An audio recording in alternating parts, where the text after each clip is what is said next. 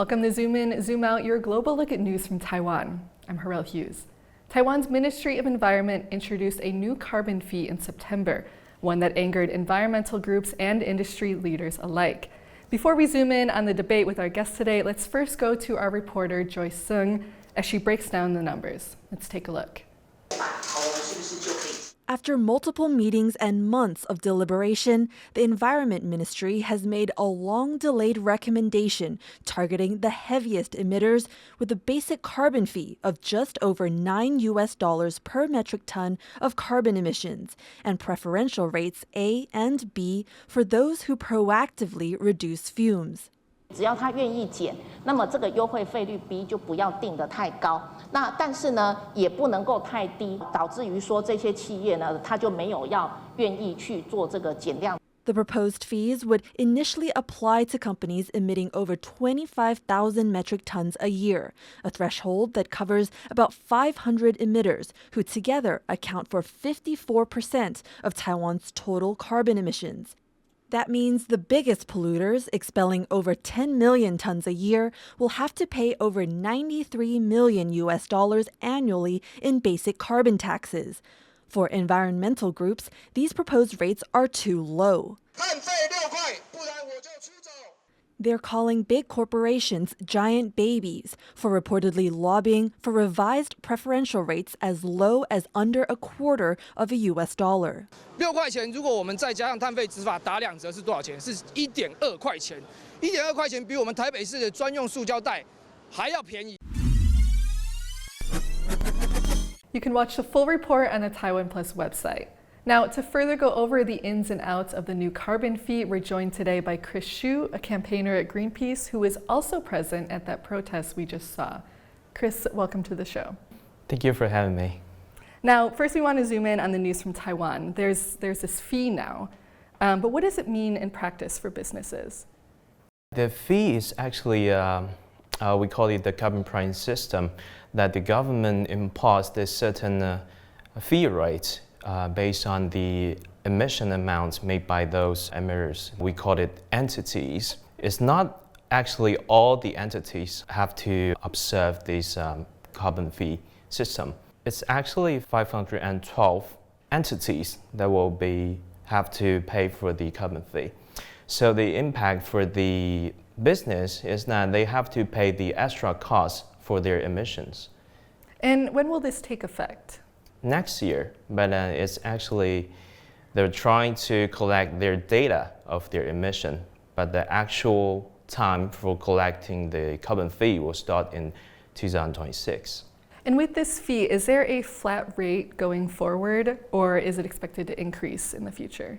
They decided to raise the fee rates by every 2 years. So we expect that although the general fee rate will start at the 300, but it's expected to raise to 1,500 or to 2,000 by 2030. So Chris, you mentioned that about 500 companies will be affected by this fee. Is that spread out throughout different industries, or is it only really affecting a couple?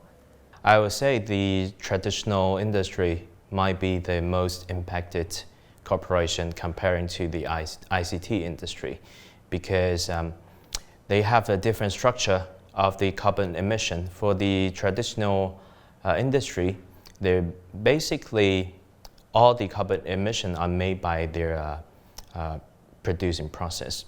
For the steel, you see the Zhonggang, and for the Comet, you see Tiny. They're all the corporations that they're famous, and also they will be part of the entities that should pay the carbon fee. But for the ICT industry, it's mainly about their power usage. As you know, TSMC is exactly the one who will be affected by the carbon fee. What have their reactions been to this introduction? As we see from the media, their reaction is quite different. For the ICT companies or the representative of the associations, they tend to accept the result, since I think part of them starting doing the internal carbon pricing system already.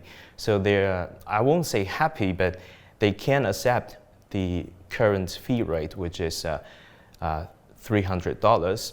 On the other hand, for the traditional industries like steel or the cement, they tend to refuse this kind of result because I believe they expect a lower fee rates, which will be 100 the highest.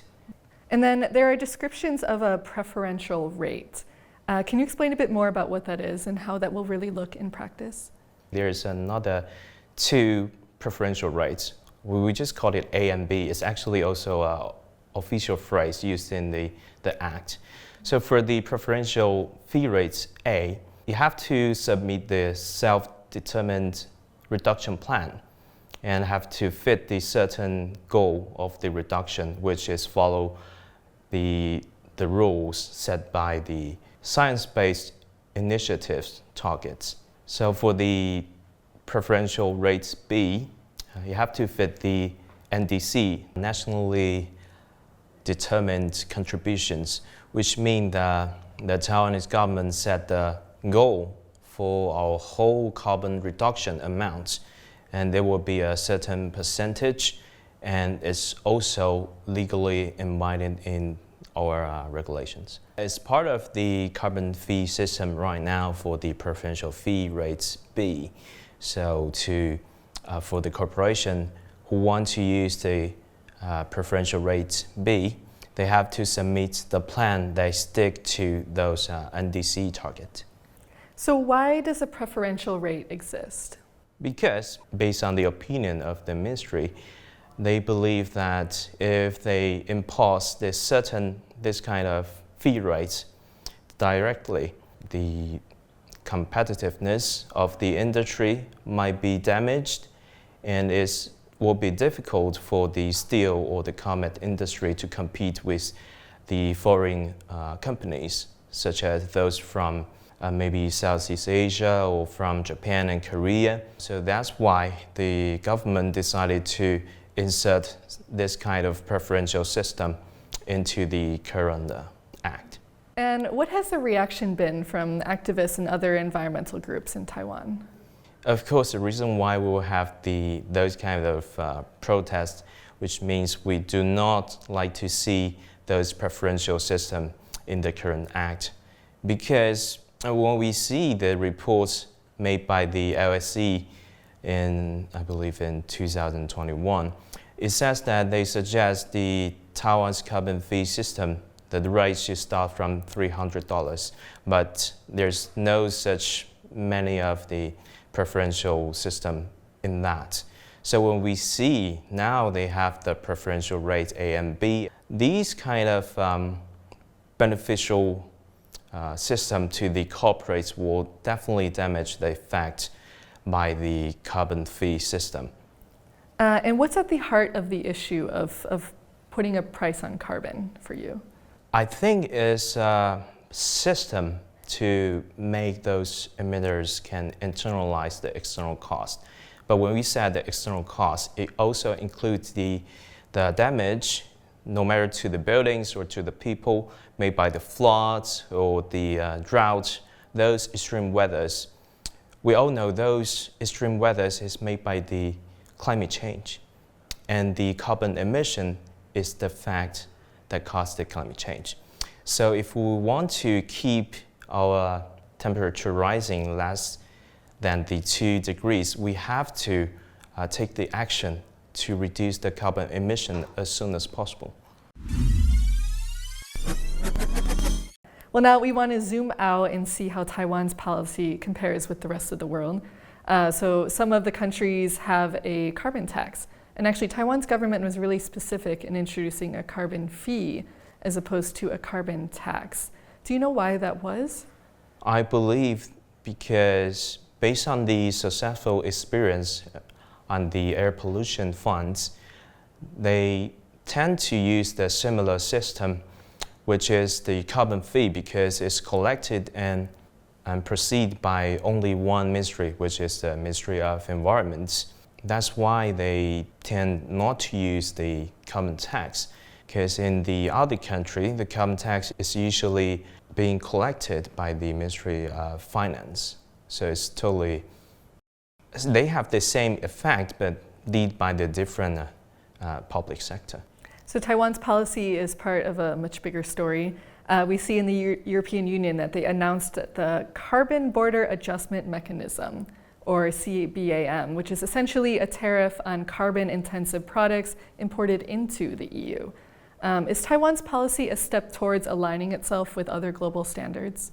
Well, I believe CBAM is part of the incentives for Taiwan to finally implement the carbon fee. It's officially confirmed that in the future, the carbon fee collected by the Taiwanese government can be deducted from the fee they should pay to the EU under the CBAM system.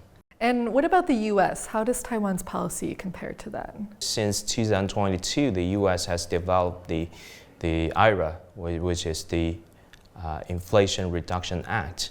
Under this policy, the government have the incentives for the corporations, also the people, to have the funds or subsidies to build more renewable energy or other clean energies, which is great contribution to reduce the carbon emission.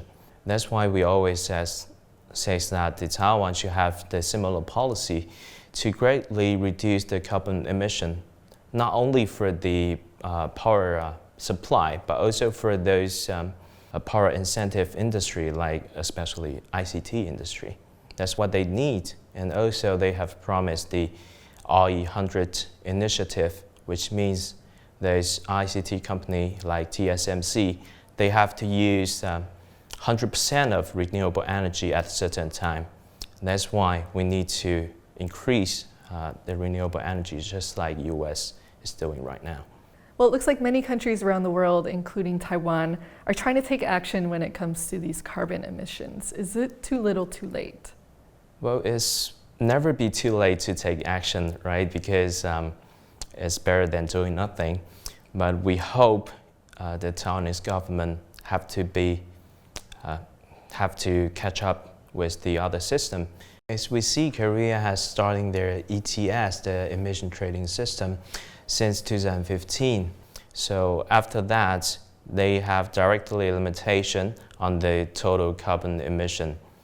And for Japan, they're now having the GX policy. So GX means green transition policy. So what they are doing is they put more funds on developing technology related to the carbon emission, but especially they have the green bonds. The green bonds is the main source for those investments, but what they pay for the green bonds is they're going to collect more carbon tax from the corporation. So when you see the people says, oh, you see that Japan and Korea, they have a lower fee rates than Taiwan, it's actually not correct. So Taiwan should follow the same track as those countries doing. Well, Chris, thanks so much for joining us today and for all that insight. Thank you so much for having me. This has been Zoom In, Zoom Out. For more stories from TaiwanPlus, follow us on social media. Thanks for joining us, and we'll see you next time.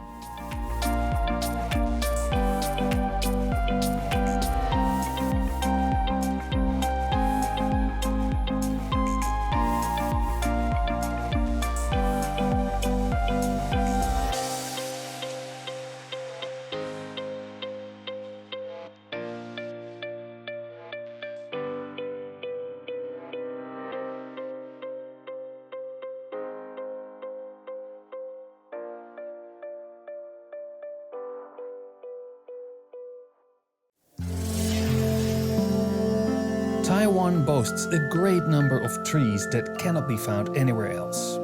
Over time, they have shaped the life of the island's population in more ways than you can imagine. The Healing Island series takes you on a journey to some of the most iconic and some of the most hidden spots of Taiwan. It gives a voice to trees that feature in ancient traditions, that healed and cured people, that brought people together and that sent them in ships far beyond Taiwan's horizon. Experience trees like you never experienced them before. Healing Island on TaiwanPlus.